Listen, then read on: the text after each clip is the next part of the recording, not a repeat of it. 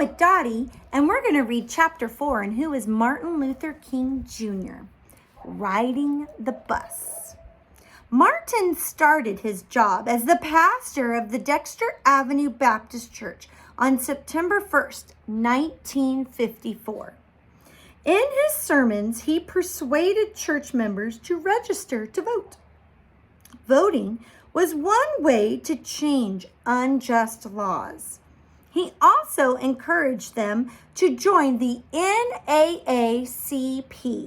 the National Association for the Advancement of Colored People. The NAACP is one of the oldest civil rights groups in the United States. It was formed on February 12, 1909. Its purpose is to help minorities get equal and fair treatment when they look for a job, when they buy a home, or apply to a school. These are just a few examples of civil rights. After living in Montgomery for about a year, Coretta gave birth to a little girl, Yolanda Denise. Here's a picture of them. Martin called her Yoki for short. Now the Kings were a family. Only 2 weeks after Yolanda was born, something happened that changed U.S. history. On December 1st of 1955, a 42-year-old black woman named Rosa Parks got on a bus in Montgomery. She's one of my heroes, by the way. Instead of going to the back of the bus, she sat down at the front. Remember, black people had to ride in the back of the bus at this time. But Rosa didn't listen. She decided, I'm going to ride in the front of the bus. The bus driver told her to move, but Rosa Parks refused, and she was arrested. We're going to have a little blurb about Rosa Parks now. Rosa Parks was born in Tuskegee, Alabama on February 4th, 1913. After Rosa's parents separated, she and her mother moved to the farm where Rosa's grandparents lived. Rosa was homeschooled until she was 11. She began high school, but she had to drop out to take care of her sick grandmother. It wasn't until after she was married that she got to finish high school. By 1943, Rosa had become active in the civil rights movement. She joined her local NAACP chapter and the Voters League. Rosa worked as a seamstress at a department store. She rode the public bus to and from work. After her arrest on December 1st, 1955, she spent the night in jail. Some people said that Rosa did not give up her seat because she was tired. Rosa said that they were right. She was tired of giving in. Almost 100 years earlier, the Civil War had ended and slavery was abolished. Black people were no longer slaves, but in many places, real change did not come until the 1950s and 1960s, when more black people began demanding their rights. Many people think that Rosa Parks' protest, that one little act, was the start of the modern civil rights movement.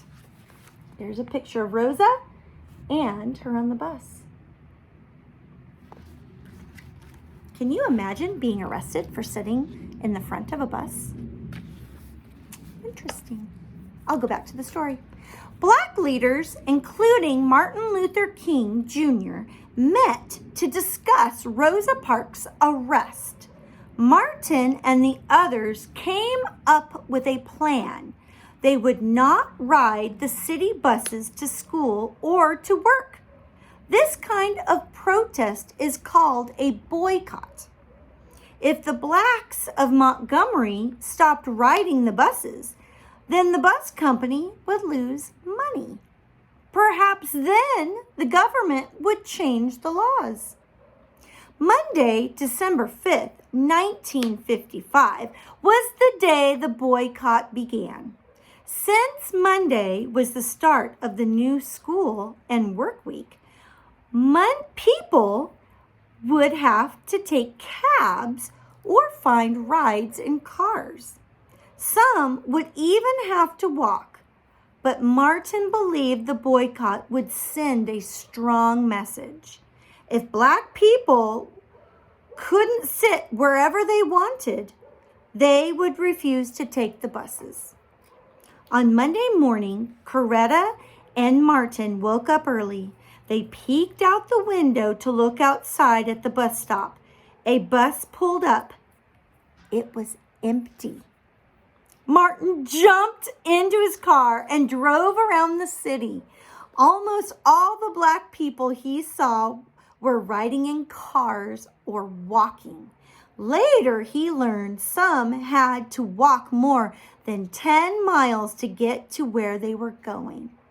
The first day of the boycott was a tremendous success, but it needed to continue. People would have to give up riding the buses the next day and the next day after that. They had to continue the boycott until the law changed. There's just a picture of a bus, an empty bus.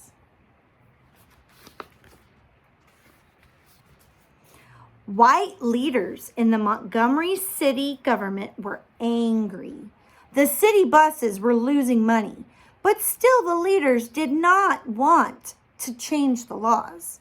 Instead, they tried making things harder for black people.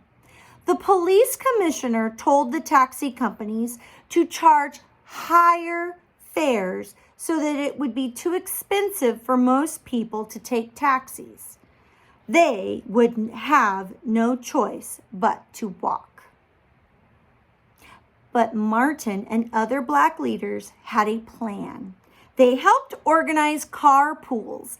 Many people, both black and white, volunteered to drive people taking part in the boycott.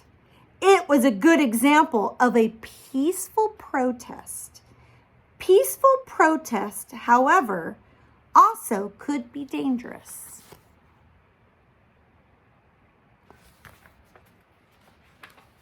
Martin was arrested by a local police. They said he was speeding in his car. Martin knew that he was not. The police wanted to scare him into stopping the bus boycott. Then a firebomb was thrown onto the porch of his house. Martin was frightened for his family, but that did not stop him. The boycott lasted over a year. Finally, the Supreme Court of the United States said that laws separating whites and blacks on the Montgomery buses had to end. Martin was overjoyed. So is Dottie. She's overjoyed. Look at her. Now it was time for people to ride the buses again, sitting wherever they wanted. Early in the morning on December 21st, 1956, 3 other leaders of the boycott came to Martin's house. Reporters followed the men as they walked to the nearest bus stop. The reporters shouted out questions. Cameras flashed in Martin's face. This was a monumentous day. When the bus arrived, Martin and the other leaders got on. The reporters followed. Martin took a seat right up front. On his face was a great big smile.